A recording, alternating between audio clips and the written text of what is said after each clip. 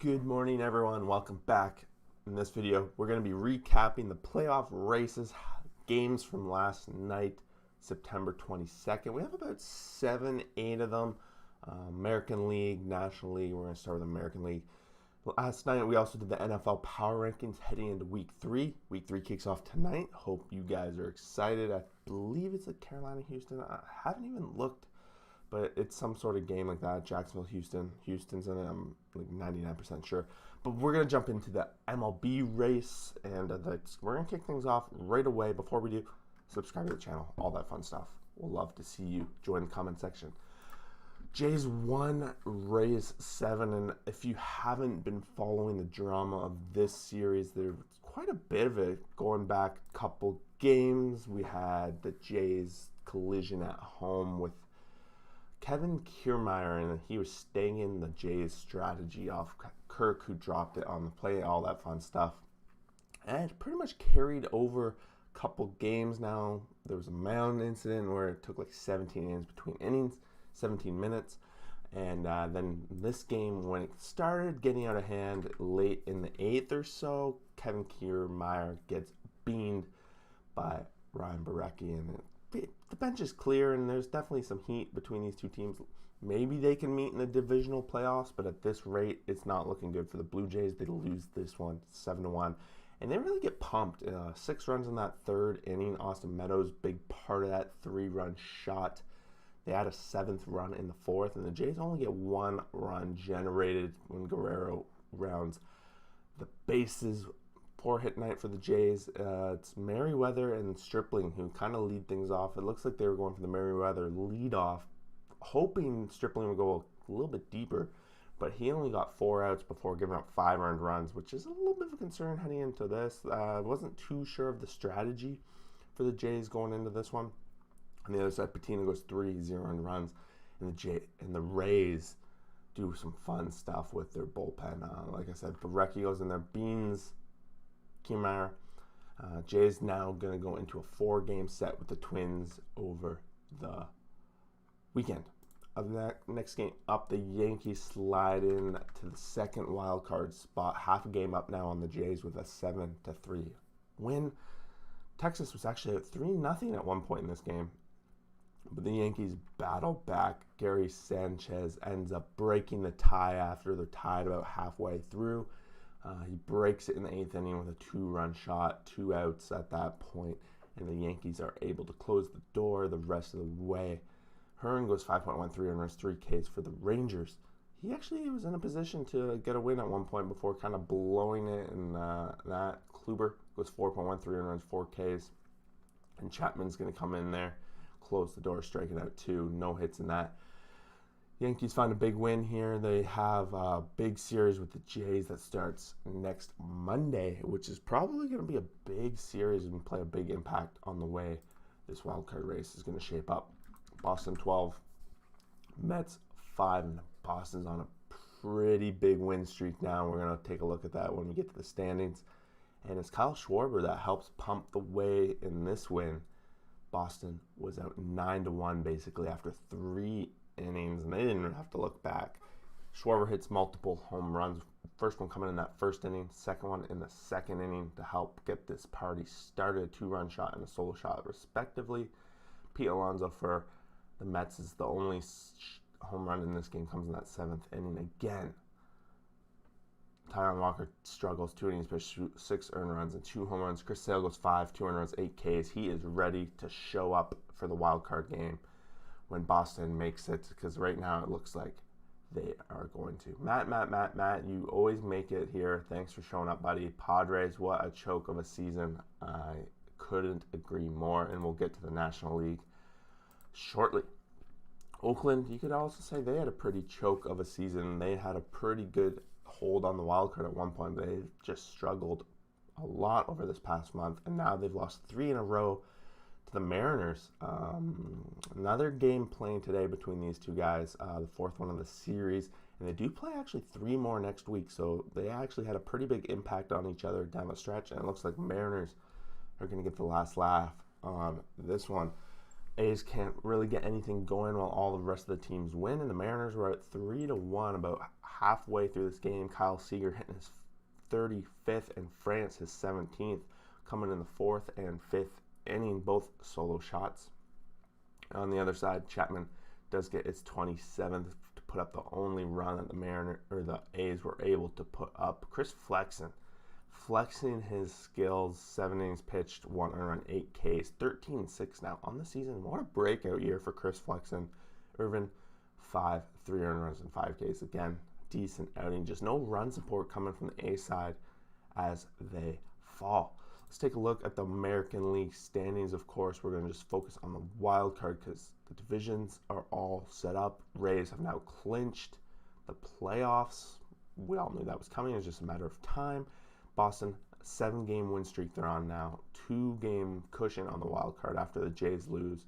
And the Yankees slip in there with a half-game lead with playing one more than the Jays. So the Jays are going to catch up over this weekend in games played because they play 4 games, whereas the Yankees only play 3. And Seattle, they actually make up some ground on the race because of the whole Jays loss, 2.5 games out, 4-game win streak. They're technically still alive, 3.5 games back for Oakland. We could be seeing an X going through them in a matter of days going into the weekend for them. I know they have a pretty tough schedule down the stretch. Let's go back. There was like 3 postponements yesterday. One of them big player in the National League race with Cincinnati. Pretty big game because it potentially could have led to Cincinnati getting the next to them in the playoff race. But Phillies staying alive, winning against the Orioles.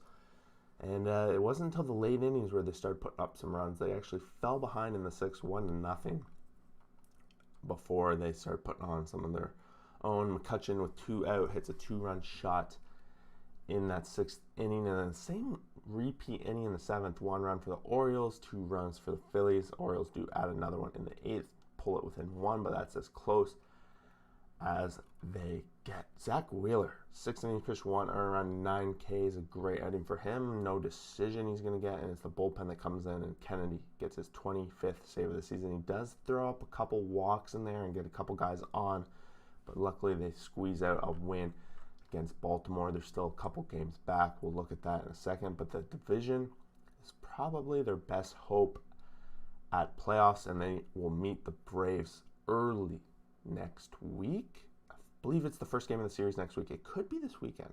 I was just looking at it, but now it's already slipped my mind. Cardinals 10, Brewers 2, and Cardinals have won 11 in a row, and it's just piling on. It just gives me fear of what's going to happen to the National League West team that gets stuck playing them at this rate. Cardinals are holding on for dear life, and other teams kind of struggling in the wild card race. They've slipped in there, and they got a pretty firm grip on it. Out 7-0 after 4 innings in this one. They didn't really have to look back. O'Neill continues to be one of the hottest guys in baseball. 29th home run, 2-run shot coming in that first inning to get things started. And Mikolas goes 7, giving up 200 runs, 3 Ks. It's nice to see Mikolas back, kind of getting back to form for them. And the Brewers, kind of tough loss. They've lost now 4 in a row for the Brewers. Right after I put them power rankings number 1, I might have to rethink my thinking there. Yeah, pretty much that. Dodgers 5, Rockies 10. At home, Rockies playing spoiler. Always been pretty solid at home. They're only 9 games below 500, so a lot of credit needs to go to the Rockies taking care of business against the Brewers and helping out the Giants, who actually found a win to build their lead a little bit farther.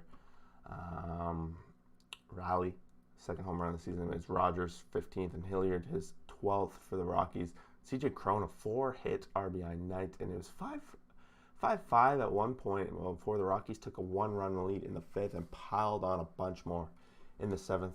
Hilliard, that's 3-run shot coming in that 7th, a big difference. Walker Buehler, 3.2, 5 earned runs and 2 Ks. Not a great outing, and he hasn't looked super steady going into the September and into the playoffs, so it's got to be a little bit concerned there.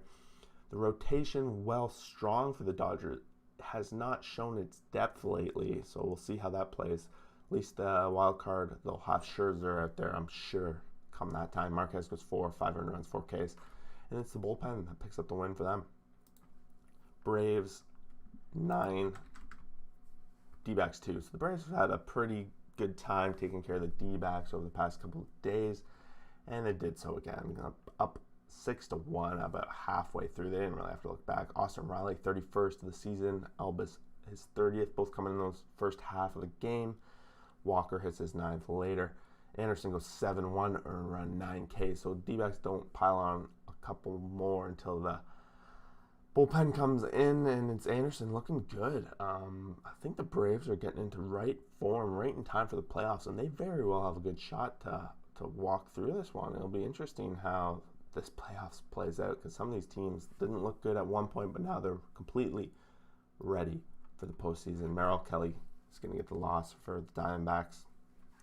Not a great season for the Diamondbacks, but, it's one of those. Giants 8, Padres 6, and I know I put the nail in the coffin of the Padres season yesterday, but they could still really, in theory, make it. But with their schedule and the way they play today, it's over. The Padres season has just been atrocious. It's sad. 5-1 after 6, and it was even 8-1 at one point in this one. After going into the bottom of the 7th, the Padres did manage to get a solo shot from Tatis in the 7th to bring it a little bit closer, but they got 3 runs, and that's pretty much what they got. A couple more in the 9th to make it look a little more close than it was. But the Giants just generating runs. Posey, a 4-hit RBI night. Wade, 2-hit RBI night. And Bryant had a nice double in there that cleared the bases for 3 RBIs. It's Velasquez. You know when your season's coming down to the line and you're throwing out Vincent Velasquez as your leadoff? It's going to be a bad time. Kazmir for the Giants showing up, 4 innings pitched, no earned runs, a couple of walks in there, but he gets the job done in the pot. And the Giants get a little bit more cushion on their playoff race. We're going to look at the divisions first because they're a little more impactful. Philadelphia, 2-game win streak, and Atlanta's on a 4-game win streak, so Philly's still 3 games out. A little bit better chance to make the playoffs that way. Of course, Brewers and all that are already secured, and then the Dodgers have now fallen 2 games back in that division race. Switch over to the wild card race. We have the Cardinals getting a nice little lead here, now winning 11 in a row. The Reds out yesterday due to the postponement, 4.5 games back. Phillies 4.5 games back. It's looking pretty good for the Cardinals that they're going to get in there. I think after this weekend we'll have a pretty good idea about how they're going to do that. Unless they get swept, I think they're going to be on a good route. They do have another game against Milwaukee before heading into the weekend series, guys, and there you have it. That's the recap from last night of the playoff race. It's getting tighter. American League looking a little more tight in the wild card aspect of it, and the National League has 2 divisions that really still need to be decided who's going to win those. So we're going to be here for the next 10 days or whatever till the season is over. Thanks for watching. Enjoy the baseball, football, all that stuff coming up in the next couple of days, and we'll see you guys out there for that next video. Peace out.